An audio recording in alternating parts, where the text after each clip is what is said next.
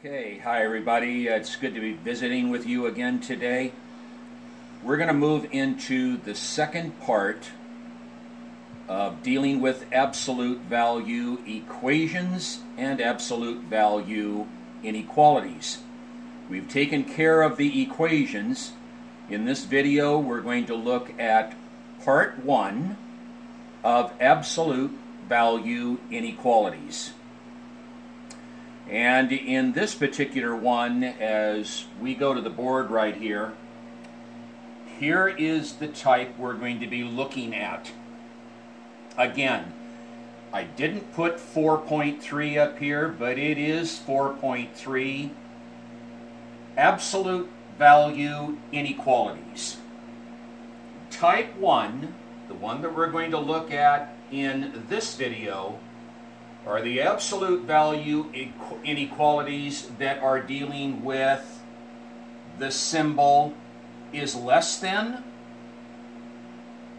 or equal to.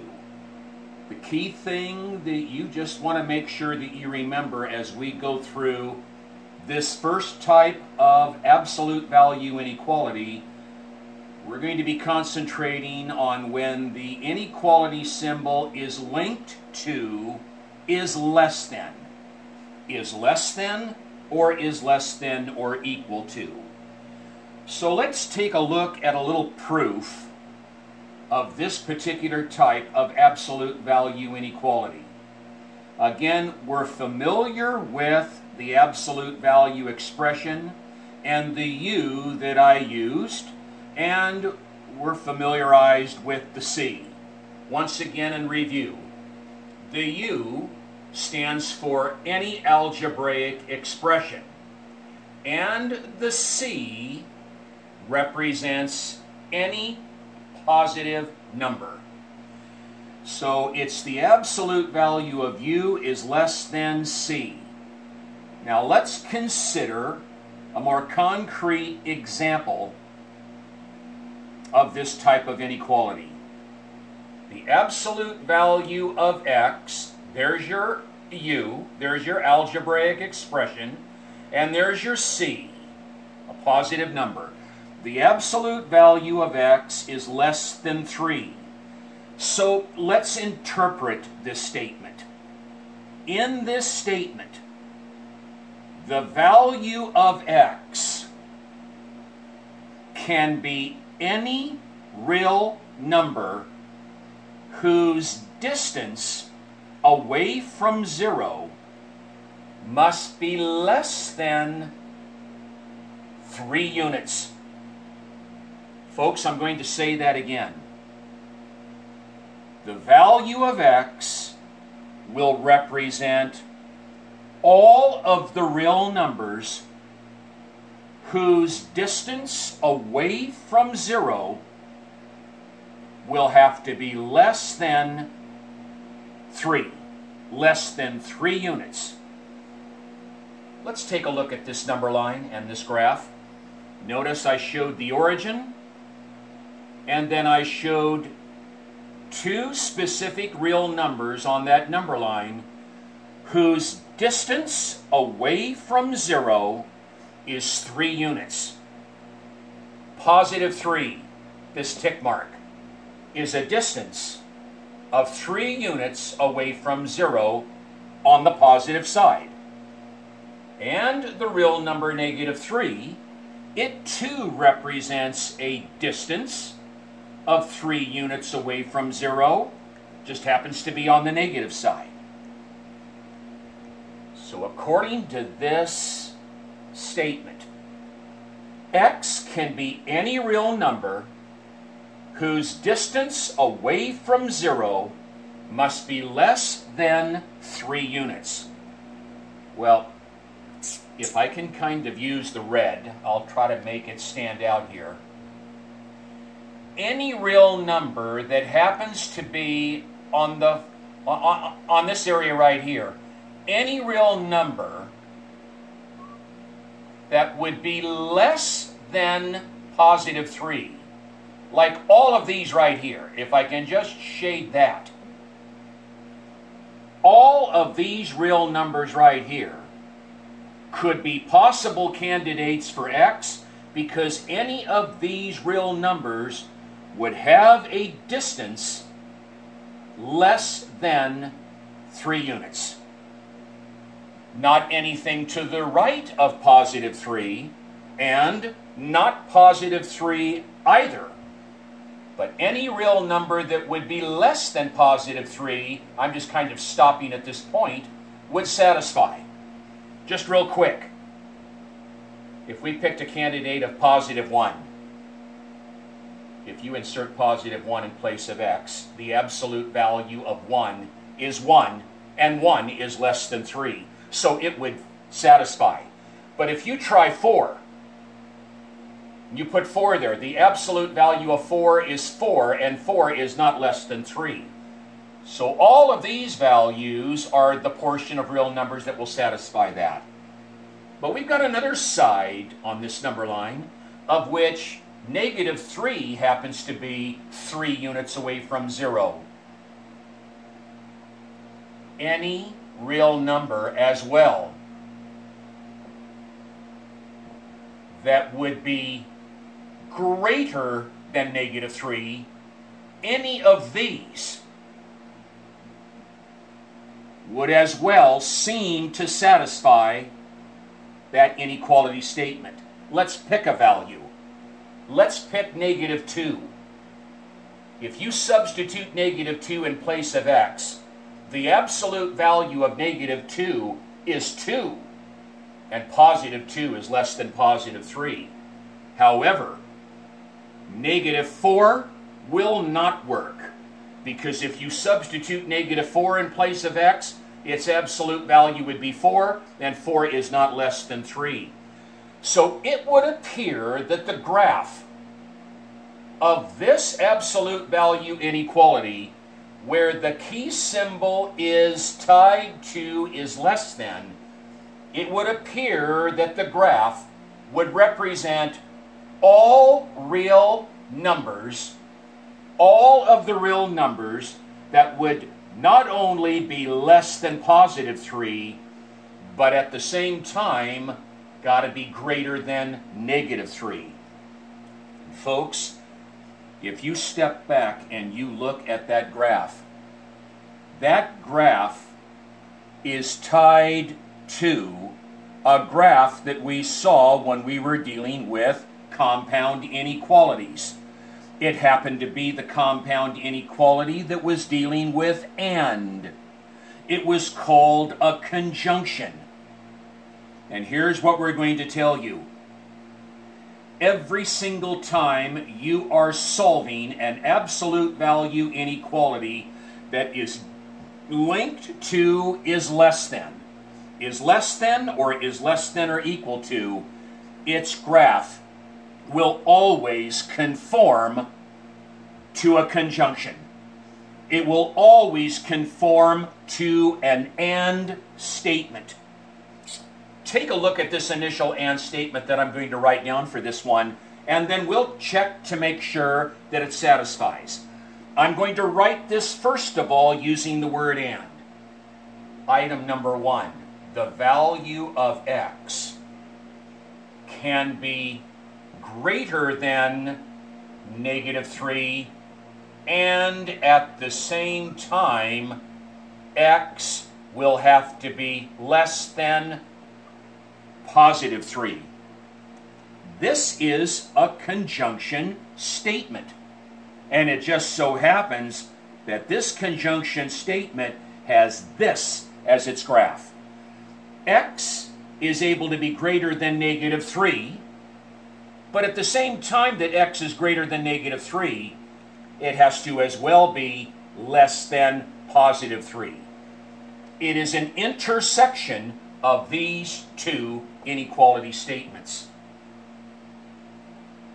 But folks, the key thing that we want to mention in here, I'm going to erase this statement right here. Because when we solve an absolute value inequality in which the symbol is linked to is less than, I mentioned that this will always translate to a conjunction. And when we were talking about conjunctions in a prior video, one of the ways that conjunctions can be written is in compact form. And we're going to use compact form instead of the form that I had written down here, where I visibly used the word and. And I'm going to show you how it is written. It has a pattern. Every single absolute value inequality that is linked in some way to is less than is always a conjunction and will always be able to be written in compact form. And here's how we write that compact form. You bring down the algebraic expression, x. And folks, here's where the pattern comes in. You take this is less than symbol, and hear my words. You take this is less than symbol, and you write it down twice. Once to the right of x, and that same one to the left of x. After you've brought down the algebraic expression, you take the is less than link symbol, and you write it twice. Once to the right of the expression, and once to the left. And then over on the far right-hand side, you put the positive 3. And on the far left-hand side, you put the smaller endpoint, negative 3. Now, let's analyze this so that you can see that this compact form will mean the same identical thing as that and statement that I had right here a couple of minutes ago. The first thing that is true is x has to be less than 3. That's picking all of these up. Now watch carefully what I do as I move to the left. At the same time that x must be less than 3, now understand this, when I read over here, I'm not starting here. I'm not going to be reading from left to right. I'm going to be reading beginning with x, and I'm going to read it from the center to the left. Notice this symbol has its mouth right next to the algebraic expression. So when we read this part of the conjunction, beginning with the x, and I read it from the center to the left, it reads this way.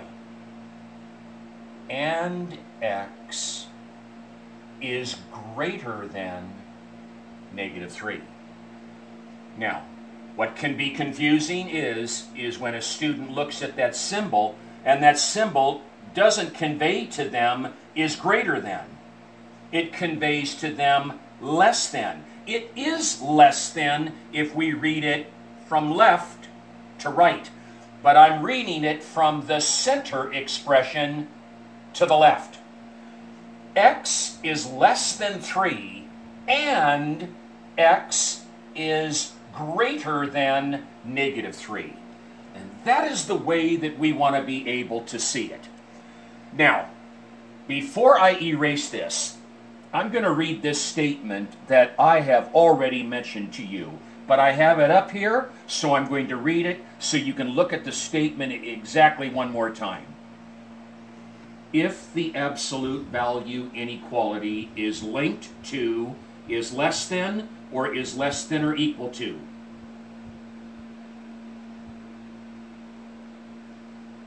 it will translate to a conjunction. It will translate to an and it will be written in compact form. Now let's start. I'm going to erase.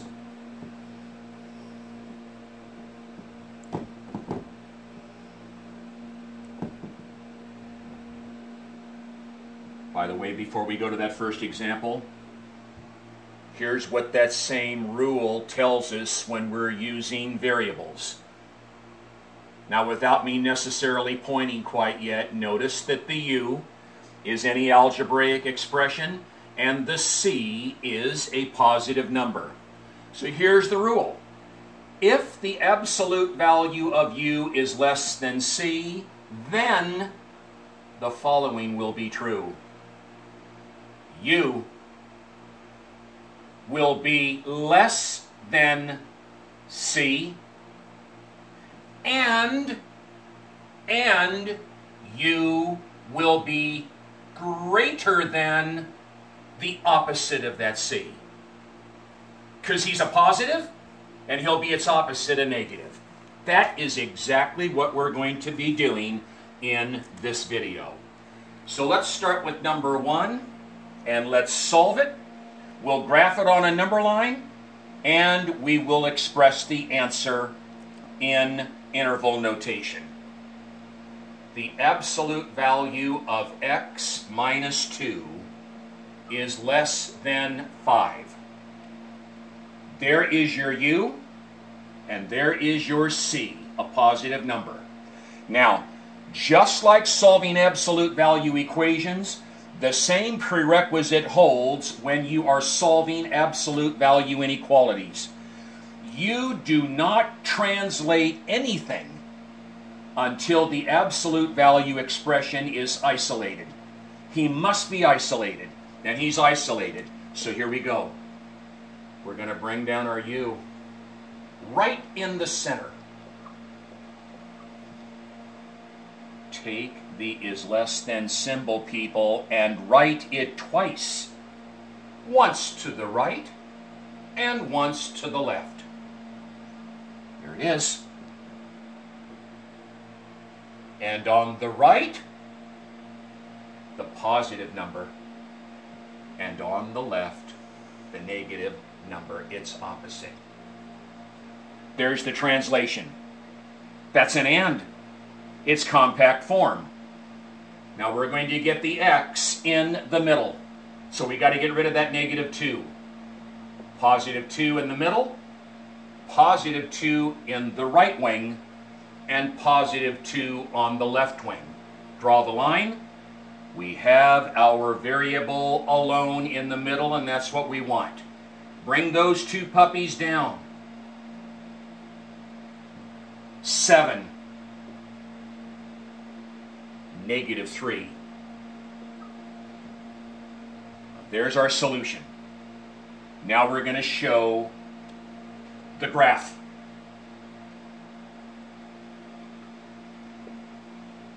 Get a 0. Take it out to 7. Take it down to a negative 3.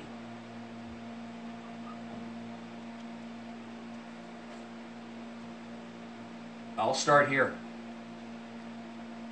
X has to be less than 7. We'll use a parenthesis, and the parenthesis has got to represent less than, so the parenthesis is going to have to open to the left. And we know that all of these numbers right here are going to be shaded, but let's get the other one out of the way. At the same time that x must be less than 7, now again I'm reading from the center. At the same time that x is less than 7, x must be greater than negative 3. X must be greater than, showing over here on this side, the inequality symbol is going to have to open up greater than negative 3. And we shade in between, and there would be the graph that would satisfy this inequality. Folks, if you pick any value in between negative 3 and positive 7 and plug it in there, it'll check. Real quick. 1. 1 minus 2 is negative 1. The absolute value of negative 1 is 1, and 1 is less than 5. It's in there. There's the graph. And now the interval notation, just bring down a parenthesis, another one, put the small number first and the large number second. Done. Done.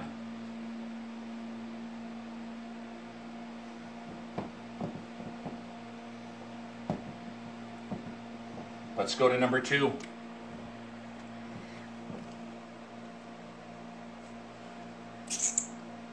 -3 multiplied by the absolute value of 5x minus 2, close it off, plus 20 is greater than or equal to a -19. We can't translate anything until this absolute value expression right here is alone. That means the 20 is going to have to leave, and this -3 is going to have to leave. And since this -3 is linked to this by a time sign, he's going to have to go second. 20 is just an ordinary term, and we'll get rid of it by its opposite. So -20, -20. -3 times the absolute value of 5x minus 2 is greater than or equal to a -39. Now, we're next going to have to get rid of this -3, and like you had seen on a previous video, there's a time sign right there. That makes that -3 a factor. So we're going to have to divide both sides by a negative. And recall, when we divide both by a negative, that inequality symbol is going to have to be reversed. So I'm not going to put the division symbol here. I'm going to bring down this statement again and then move into that rule. -3 times the absolute value of 5x minus 2 divided by -3. Now reverse. Switch it from is greater than or equal to is less than or equal to -39, and that's going to get divided by -3. And now we're going to get it down to our isolated absolute value expression. The absolute value of 5x minus 2 is less than or equal to a positive 13.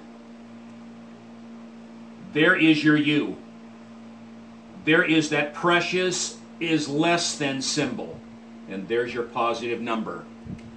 Bring down u. Take that is less than or equal symbol and write it twice. Once on the right and once on the left. On the far right, just kind of envision a number line. Positives are to the right, negatives are to the left. Put the positive 13 to the right and put its opposite, -13, to the left. And now let's solve this conjunction. Positive 2, positive 2, positive 2. 5x in the center. Bring those down. We'll get 15 on the right and on the left, -11. Don't have to reverse. We're dividing by 5 over 5 over 5 over 5. Let me elevate that answer right about here. X. We'll put this twice, just like it was. -11 over 5. 3.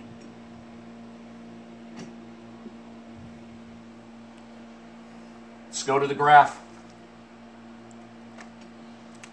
Make the number line. I'll put a 0. Take it out to 3. A -11/5.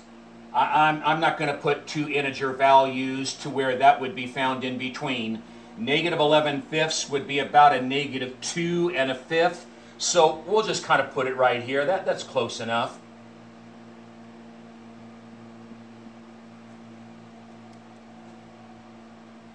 The equal sign is attached. The equal sign is attached. X is able to be less than or equal to 3. So the bracket is going to have to open to the left to represent is less than. The equal is already there with the bracket. And at the same time that x has to be any real number that's less than 3, it's got another constraint on the negative side. It's at the same time x, again I'm reading from the center, x must be greater than or equal to a negative 11 over 5. Well, greater than a negative 11 over 5 would have to move to the right. It's a bracket, and you shade in between, and there's that one. The interval notation, bracket, bracket, negative 11/5, comma, 3, done.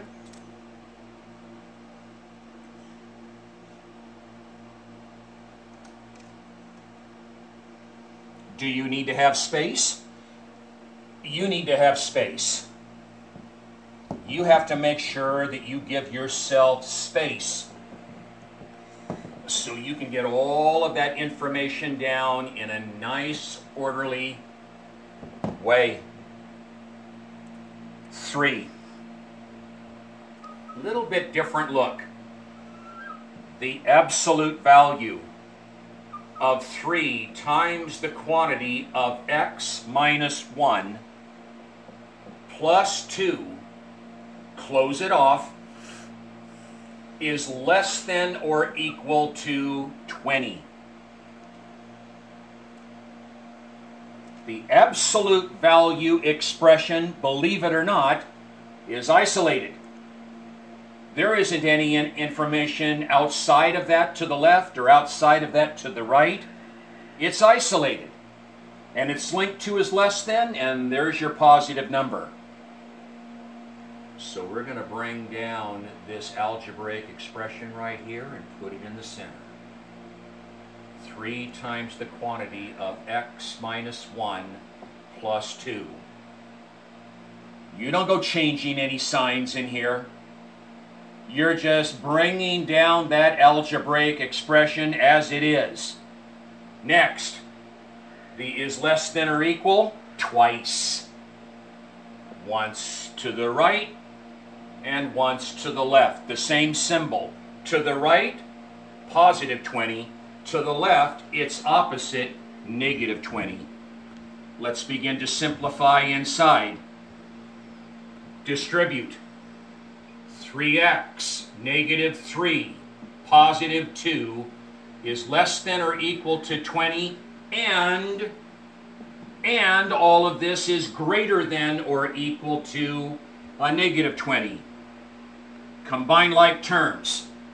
3x minus 1 is less than or equal to 20 and greater than or equal to negative 20. Get rid of the 1. Positive 1 in the center, positive 1 on the right wing, positive 1 on the left wing. 3x. Bring those symbols down. 21. Negative 19. Don't have to reverse, he's positive. Over 3, over 3, over 3. Here's our compact form solution. X must be less than or equal to 7, and at the same time, and x must be greater than or equal to a negative 19/3. The graph. You don't have to get so flashy. Get the 0 on there. Take him out to 7. And negative 19 over 3 would be about a negative 6 1/3. So maybe right about there. That's a safe spot. Negative 19 over 3. And the typical look. X must be less than or equal to 7. Less than or equal. Got to be a bracket pointing less than. All of these, but there's a constraint right down here at negative 19/3. At the same time that x is less than or equal to 7, x is going to have to be greater than or equal to a negative 19 thirds. So greater than negative 19 thirds, got to be to the right of it. I'm sorry. That's a bracket. Shade. There's the graph. The interval notation. Brackets. Negative 19 thirds, comma 7. There it is.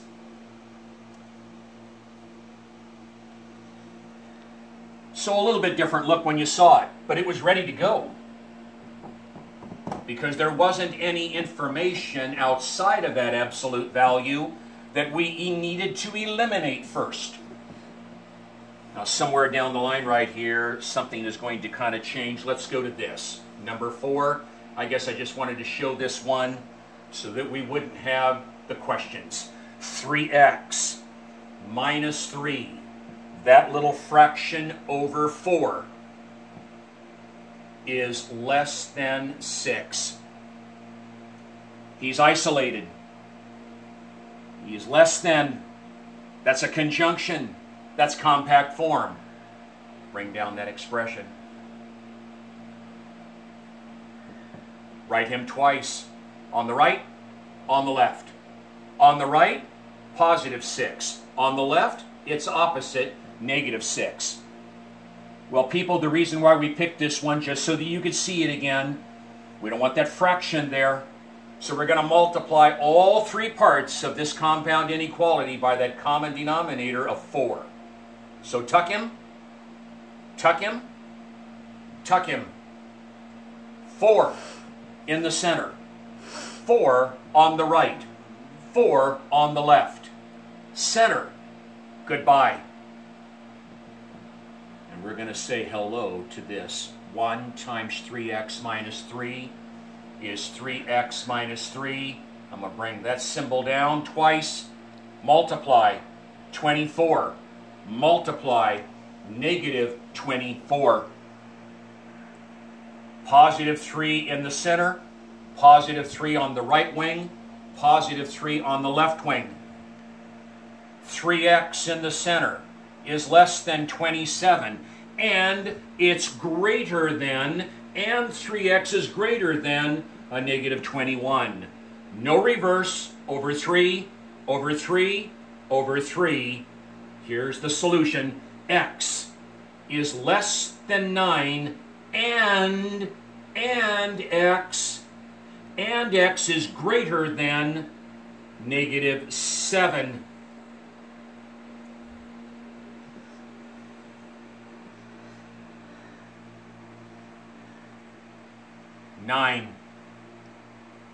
Negative 7. There's no equal sign attached. Parentheses all the way. X has got to be less than 9. Open it to the left to show less than 9. And at the same time that x is less than 9, x is going to have to be greater than negative 7. That's showing greater than negative 7. Shaded in between. There's the graph. Interval notation. Negative 7 the smallest. Positive 9 the largest.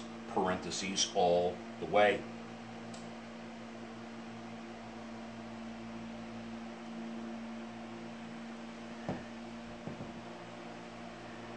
Couple more. One of them is different. Number 5. The absolute value of x minus 2 is less than negative 2. You step back and you look at all of these before you begin to do. There's your algebraic expression. There's your u. But this c value is not positive. It's negative.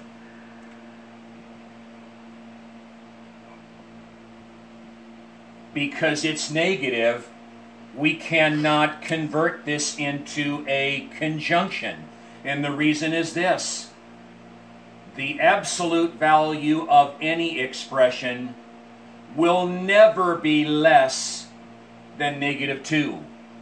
Because anything that would be less than negative 2 would be further negative. It'd be numbers like negative 3, negative 4, negative 5, negative 6. Absolute value cannot be negative. So the absolute value of this expression will never be less than a negative number. It'll never be less than 0. There is no solution to this.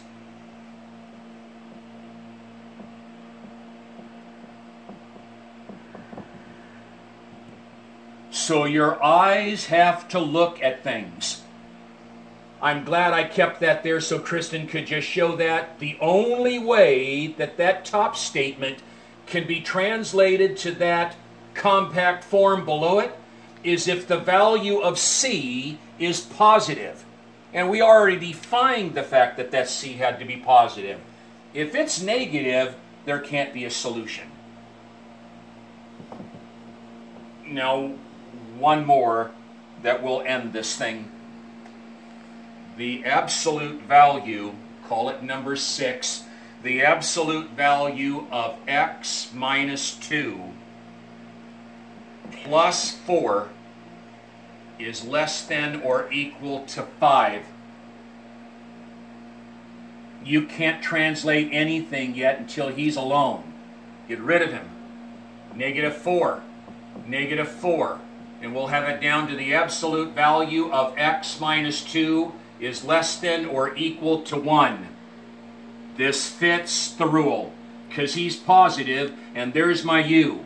So we can write our compact form conjunction. Put him in the middle. Write him twice. Put the positive 1 on the right and its opposite on the left. Positive 2. Positive 2. Positive 2. X will be less than or equal to 3. And at the same time that x is less than or equal to 3, x is going to have to be greater than or equal to 1.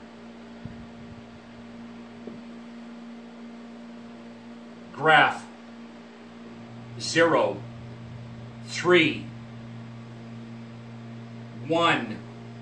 I guess I didn't need to make it that long. Show that graph at the same time that x is less than or equal to 3. The bracket going less than, pointing less than, at the same time that x is less than or equal to 3, x is going to have to be greater than or equal to 1. He gets a bracket, shade, interval notation, 1, 3. Folks, we want you to understand this one very, very carefully. Let me make this statement. I know that my helper here has been going for a while right here, but I do want to make this statement. One of the most common errors that a student and sometimes a teacher will make is when they're looking at the absolute value inequality statement, they translate the statement in the wrong way, but sometimes, and I haven't quite figured it out, sometimes they will still come up with the right answer. The right answer will only count if the translation is done correctly. So before I leave this, when you're dealing with an absolute value inequality that's linked to is less than, I don't even know if this, you're looking at it right here, that's less than, that's linked to that. It is always a conjunction. It is always and. It is always an intersection of sets. And it is always available for you to write it in compact form. And that is exactly what we did on all of these. You can see it right there. I did not write it using the word and. And I don't want you to have to write it using the word and. That's too long. Now we'll resume in a few minutes. Thank you for your time. Be good and keep that smile on that face. Bye-bye.